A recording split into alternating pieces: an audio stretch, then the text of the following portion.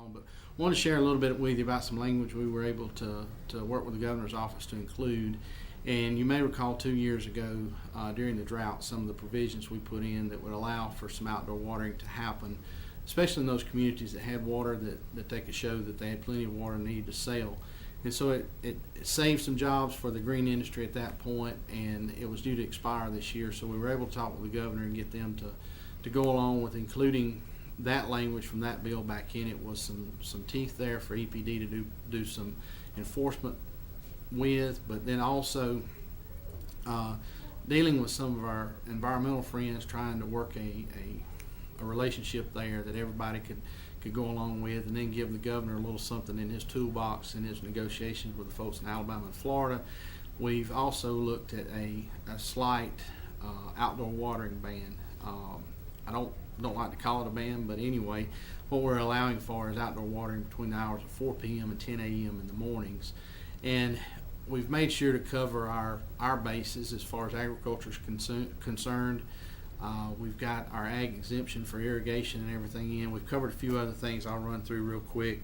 The irrigation of new and replanted seed plants and turf grasses and landscapes and golf courses and sports turf fields. We've covered drip irrigation and irrigation using soaker hoses, water withdrawn from private water wells and surface water on the privately owned property, and irrigation of horticultural crops held for sale, resale, or for installation. That was a big deal with a lot of our friends that run retail green industry outlets, including myself.